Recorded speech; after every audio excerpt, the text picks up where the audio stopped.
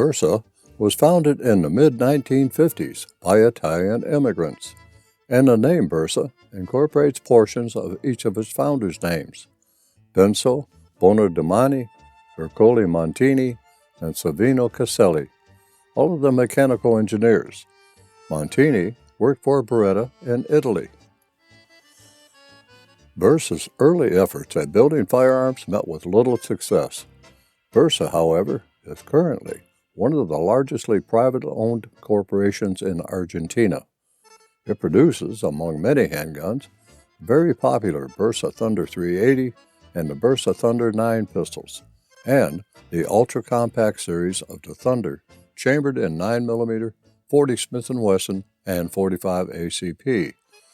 They also have the Thunder 40 Smith & Wesson HD, which holds 13 rounds and comes in dual tone or matte black. The reality is that you would probably pass on the Bersa pistols and move to one of the polymer pistols that are light, you can stick in a pocket for convenient carry, and because they have no external controls, with the slide lock being an exception, that actually make you think about what you are doing with the pistol. Or, perhaps, you might move to something like a Springfield, a Ruger, or even a Smith & Wesson because of their branding. Hopefully, I will provide some information that might make you visit or revisit the Bersa line of pistols. I have 4 Bersa Thunder pistols, 2 of which are the Bersa Thunder 380, a 7-round version, and the other is a Bersa Thunder Plus, 15-round version. With styling similar to the Walther PPK pistol, but much more affordable, they do appeal to those who like the Walther PPK, but need an affordable pistol for their defensive demands. Of the 2 Bersa Thunder 380 pistols that I have, today's review is for the Bersa Thunder 380 Plus, the 15-round version.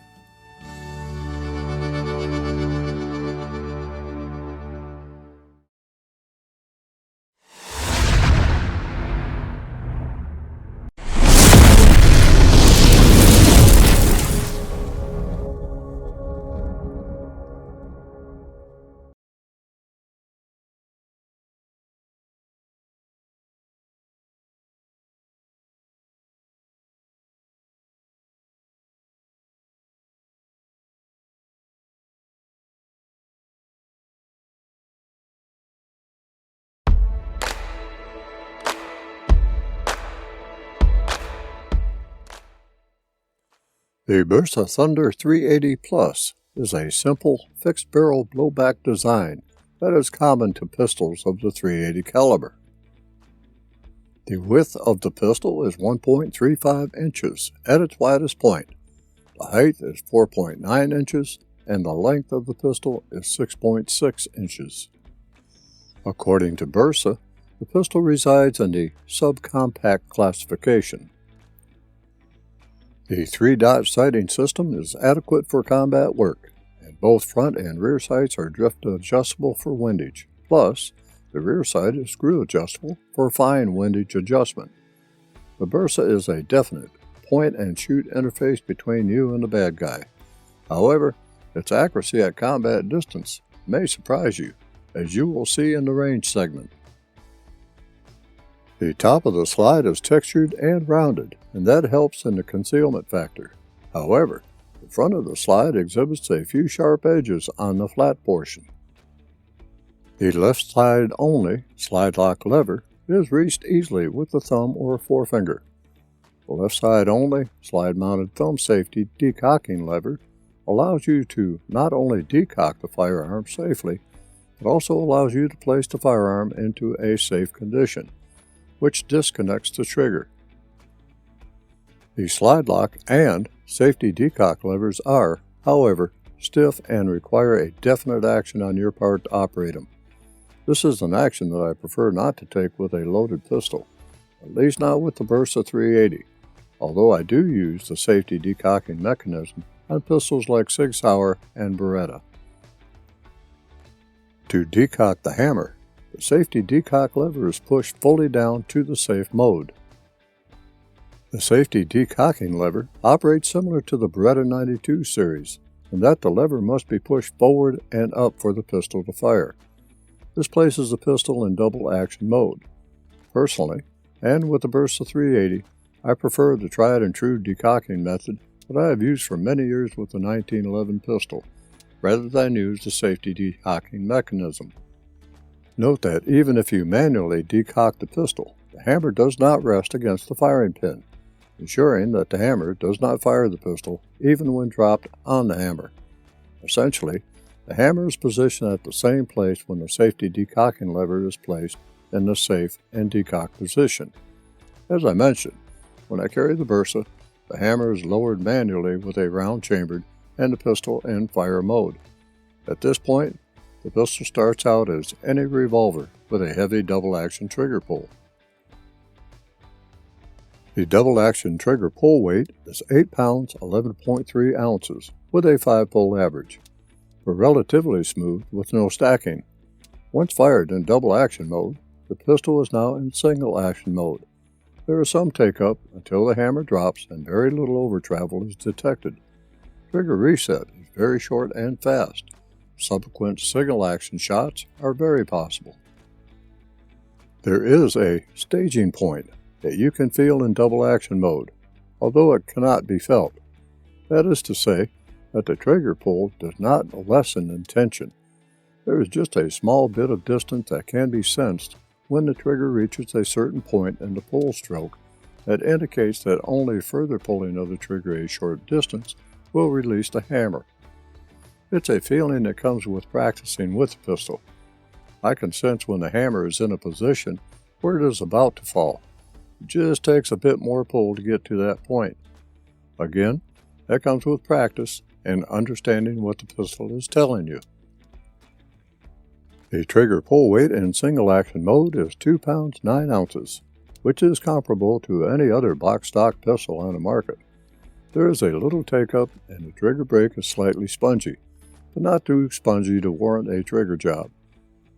If I had to make a comparison, I would put the single action trigger somewhere between a spongy Glock trigger and possibly a Springfield Armory XD trigger. The pistol is heavy as compared to polymer pistols. In fact, when loaded to the 15+1 capacity, the Bersa Thunder 380 Plus weighs in at 1 pound 9.9 ounces, or 25.9 ounces total. The weight of the Bersa Thunder 380 Plus is also a saving grace when you shoot the pistol. I think that we can all agree that more weight translates to less perceived recoil. Less perceived recoil translates to better control. The weight of the pistol, coupled with an excellent grip texture, makes the Bersa Thunder 380 Plus pistol a delight to shoot. The trigger housing incorporates a forward finger rest that is rated to help you hold on to the pistol. Anything that helps to hold the barrel down so that you can get back on target quickly is always a help. It is nice to know that it exists, but I find myself rarely using it. The trigger housing is large enough to support a gloved hand, only when in single action mode. While there is enough space for a gloved hand to fit between the trigger and inside of the trigger guard in double action mode, a heavy glove might be problematic. A single, full-length recoil spring provides the necessary buffering, while the 3.5-inch barrel remains in place. The rear slide serrations help assist the user in cycling the slide, and the user need not worry about external controls interfering with the operation. In fact, the thumb safety decocking lever may actually aid in pulling the slide back. The checkered black rubber grip seems to be of good texture and a good width for most hands when holding the pistol. The pistol feels nicely balanced when you hold it. The magazine catch and release button is located on the left side of the frame, but can be reversed for the left-handed shooter. Magazines lock up without effort, and pressing the magazine catch and release button cuts the magazines loose from the frame freely. The pistol is sold with one magazine. The staggered steel magazine holds 15 rounds. The pistol will not fire when the magazine is removed. The magazine can be disassembled for maintenance. The grip frame has a checkered front strap and no finger grooves to help hold and guide the shooting hand into place. The back strap incorporates a small beaver tail that helps to keep the hand below the deck, and that is a good thing. but the backstrap is void of any texturing. Case extraction is performed by a spring-loaded external extractor, while ejection is taken care of by a fixed ejector on the frame. Both do their jobs very well. Thank you. Let's talk a bit about dry firing the Bersa Thunder 380 Plus. You will probably want to dry fire the Bersa to get used to the trigger before going live. I would limit dry firing to an as-need basis. If prolonged dry firing is necessary, I recommend using snap caps, which gives the firing pin something soft to impact against. Over time, repeated dry firing without the use of a deterrent to prevent damage to the firing pin could cause damage to the firing pin stop within the firing pin channel. After all, firing pin is steel and the frame is aluminum. Steel wins out every time. You will find what seems to be a key lock, because that's what it is. Shipped with the pistol is a special locking key to operate the key lock. Inserting the key into the lock and turning the key counterclockwise to the S position effectively takes the pistol out of commission. The slide cannot be moved, nor can the trigger be pulled. Turn the lock to the F position to make the pistol fully operational. Should you lock the pistol and lose the key, you must contact Bersa for a replacement. I leave the use of this security feature totally up to the user.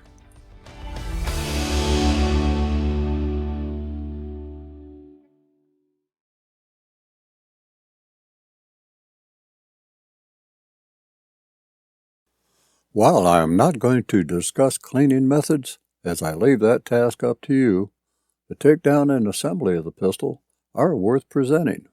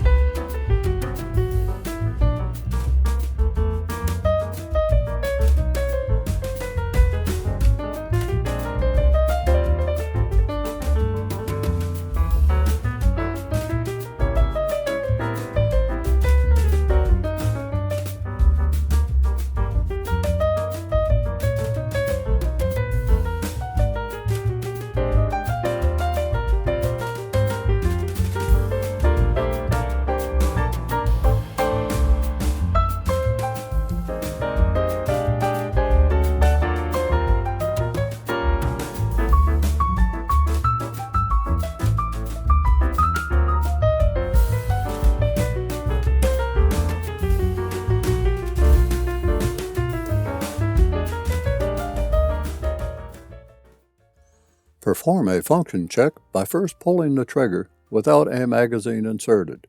The trigger should not cock the hammer. Insert 2 snap caps into a magazine, insert the magazine into the frame, ensure that it is locked into place, and then cycle the slide to chamber the first snap cap. Since the hammer is cocked from cycling the slide, press the thumb safety decocker down into the safe position. The hammer should fall to the rest position. Leave the safety down, pull the hammer. The hammer should not cock.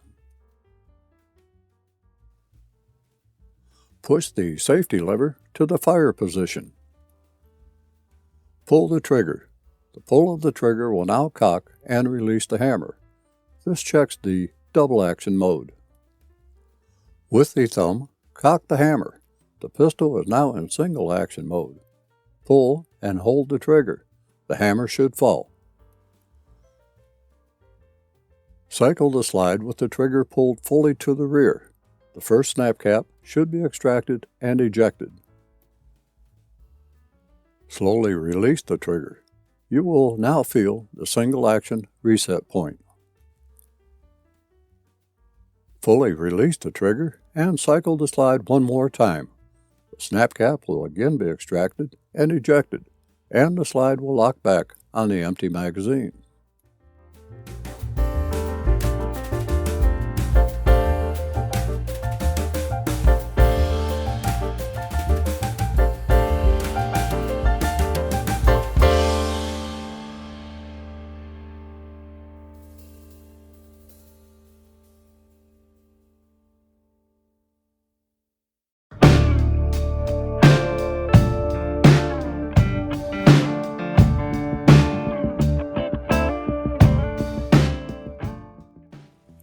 Felt recoil of the Bersa Thunder 380 Plus is mild compared to lighter weight 380 ACP pistols, but that was to be expected.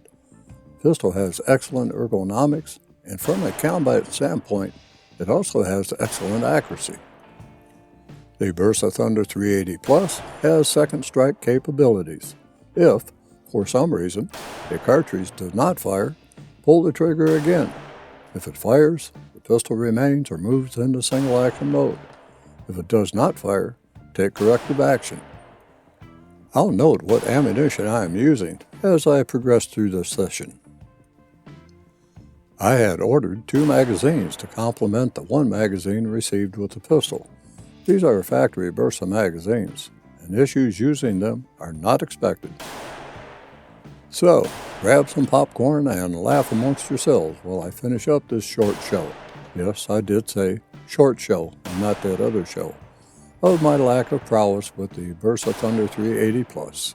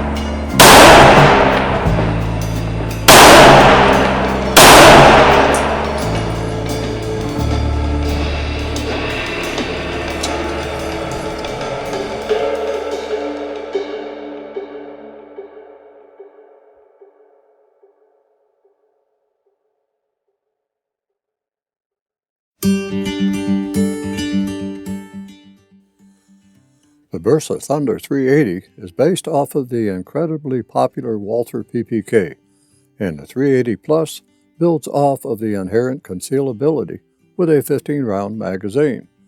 Due to its short length and height, concealment is only hindered by its added width, which can cause the pistol to print through tighter clothing. Proper holster placement and choice in attire can easily make this pistol unnoticeable. One holster that is becoming my favorite for pocket carry is the DeSantis Nemesis. The Bersa Thunder 380 Plus is pushing the limit for pocket carry, but installed into the DeSantis Nemesis, it hides away very nicely in a jeans pocket. The holster works well with my Bersa Thunder 380 single stack and several other pistols of comparable size.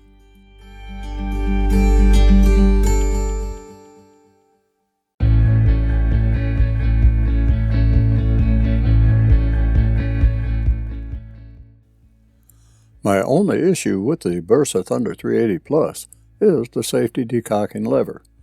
Although the safety decocker does what it's supposed to do, it is very difficult to place the pistol in a safe condition with the thumb of the shooting hand when new. Only use will tell if it becomes easier to operate. I have no issue moving the thumb safety decocking lever into the fire position using my shooting hand thumb. As I mentioned, I normally bypass the safety decocking lever when placing the pistol in condition 2. I point the pistol in a safe direction, hold the hammer with the thumb and forefinger of the support hand, and use them to control the descent of the hammer as I pull the trigger. This technique is not the optimum technique to use during a string of fire, and I have to rely on the cowboy method of decocking on this pistol, since the hammer has enough material for me to do so. Due to the heavy, revolver-like double action, I feel no need to carry the pistol with the safety on.